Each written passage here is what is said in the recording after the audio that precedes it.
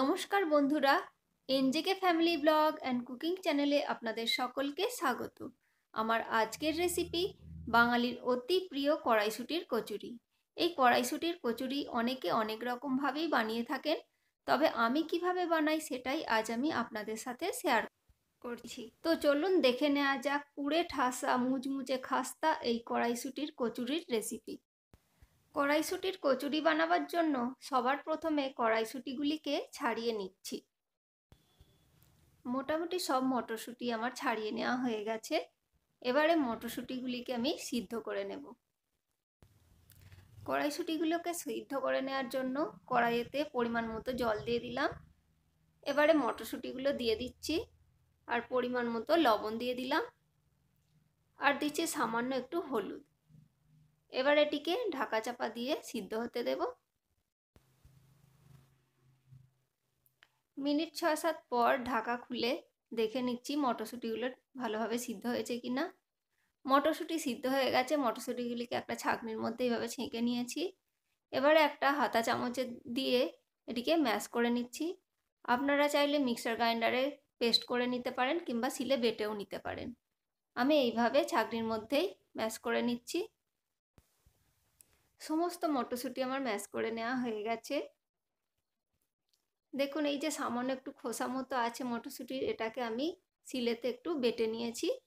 এবার এটাকেও আমি এর মধ্যে দিয়ে মিশিয়ে নিচ্ছি। এবারে কচুরির পুরটা রেডি করার জন্য আমি এখানে কড়াইয়ের মধ্যে দিয়ে দিলাম পরিমাণ মতো সর্ষের তেল, আর তার মধ্যে দিয়ে দিলাম একটা তেজপাতা আর দুটো শুকনো লঙ্কা, আর দিচ্ছি সামান্য একটু 5 ফোড়ন। ফোড়নগুলোকে নাড়াচাড়া করে হালকা করে ভেজে নিচ্ছি।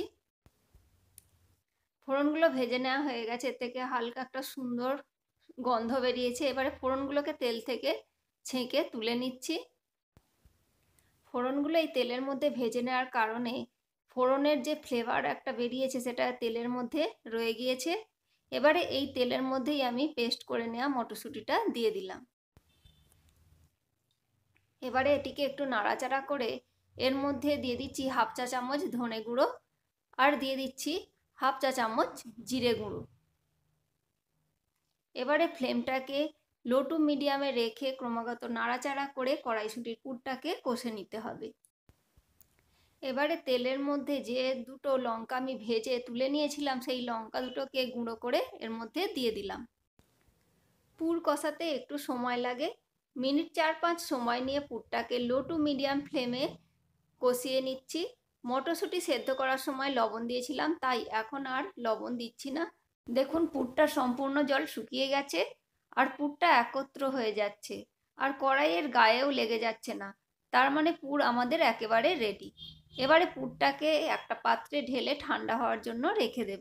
এবারে কচুরি বানাবার জন্য এখানে নিচ্ছি 1 বাটি আটা আর 1 বাটি ময়দা। আপনারা আপনাদের ইচ্ছা মতো শুধুমাত্র ময়দা কিংবা আটাও নিতে পারেন। এবারে এর মধ্যে পরিমাণ মতো লবণ দিয়ে ভালো করে মিশিয়ে নিচ্ছি।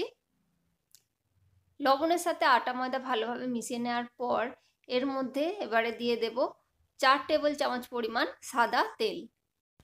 আমরা লুচি বানাবার জন্য যে পরিমাণ ময়ানের জন্য তেল দিই তার থেকে এখানে একটু বেশি পরিমাণে তেল দিতে হবে, তবেই কচুরিটা খাস্তা হবে। তেল দেওয়ার পর আটা ময়দার সাথে তেলটাকে ভালোভাবে মিশিয়ে নিচ্ছি। এখানে কিন্তু তেলটাকে খুব ভালোভাবে মিশিয়ে নিতে হবে। দেখুন, আটা ময়দার সাথে তেলটাকে আমার খুব ভালোভাবে মিশিয়ে নেওয়া হয়ে গেছে। এবারে এটিকে হাতের মধ্যে একটা মুঠি করে এইভাবে দেখে নেব যাতে ময়ানটা ঠিকঠাক হয়েছে কিনা। দেখুন, হাতের মধ্যে এটা মুঠি করার পরে এটা এমনি থেকে ভেঙে যাচ্ছে না। এইভাবে আঙুলে করে একটু চাপ দিতে তবে এটি ভাঙছে, তাহলে বুঝতে হবে আমাদের ময়ানটা কিন্তু ঠিকঠাক হয়েছে। এবারে এর মধ্যে অল্প অল্প জল দিয়ে আটাটাকে মেখে একটা ডো তৈরি করে নেব। এইভাবে অল্প অল্প করে জল দিয়ে মেখে নিতে হবে। একবারে অনেকটা জল দিয়ে মেখে নিতে যাবে না, তাহলে যদি এটি পাতলা হয়ে যায় মেখে নেওয়াটা তাহলে কিন্তু আবার ময়দা মেশাতে হতে পারে। তাই প্রথম থেকেই অল্প অল্প করে জল দিয়ে এটিকে মেখে নিতে হবে। মিনিট 3-4 সময় নিয়ে এটিকে ভালো করে ঠেসে মেখে নিতে হবে।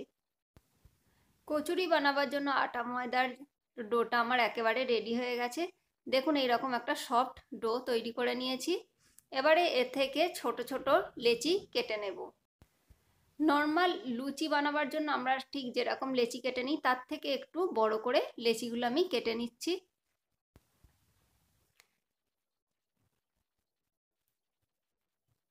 দেখুন সবকটি লেচি আমার কেটে নেওয়া হয়ে গেছে।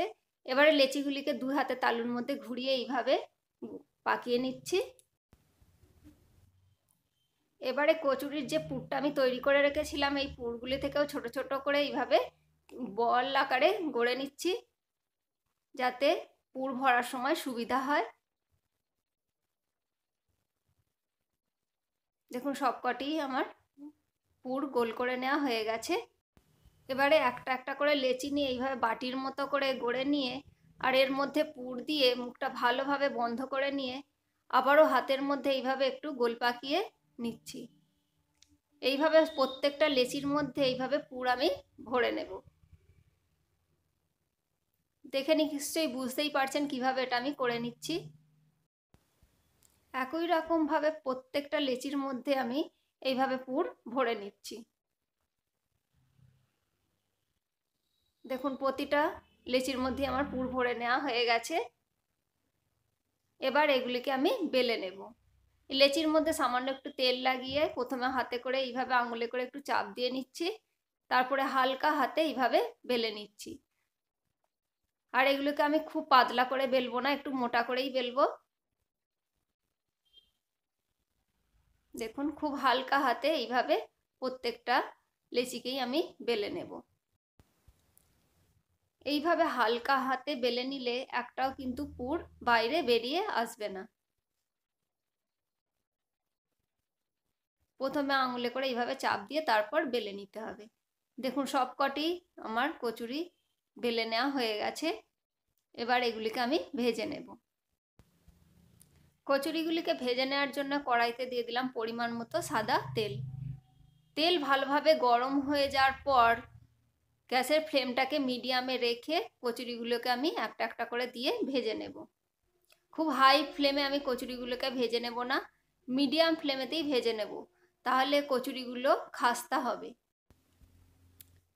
কচুরিগুলোকে উল্টে পাল্টে গোল্ডেন ব্রাউন করে খুব ভালোভাবে ভেজে নেব।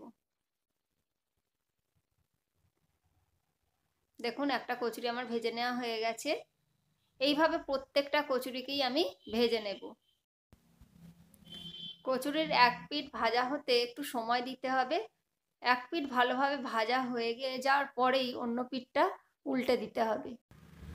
আর এইভাবেই প্রত্যেকটা কচুরিকে একটু সময় নিয়ে মিডিয়াম ফ্লেমে ভেজে নিতে হবে, তাহলেই কচুরিগুলি খাস্তা হবে আর ভালোভাবে ফুলবে। দেখলেন তো কত সহজেই তৈরি করে নেওয়া যায় এই ফুলকো ফুলকো কড়াইশুঁটির কচুরি। আলুর দম কিংবা ছোলার ডালের সাথে আপনারা পরিবেশন করতে পারেন। আর আমার এই রেসিপিটা আপনাদের কাছে ভালো লেগে থাকলে অবশ্যই একটা লাইক করবেন, কমেন্ট করে জানাবেন রেসিপিটা আপনাদের কাছে কেমন লাগলো। আর আমার চ্যানেলে যদি নতুন বন্ধু হয়ে থাকেন তাহলে চ্যানেলটা সাবস্ক্রাইব করে নিয়ে পাশে থাকার জন্য অনুরোধ রইল। আজকের মতো এই পর্যন্ত, আবারও হাজির হয়ে যাব অন্য কোনো নতুন রেসিপি নিয়ে। ভালো থাকবেন, সুস্থ থাকবেন। ভিডিওটি সম্পূর্ণ দেখার জন্য ধন্যবাদ।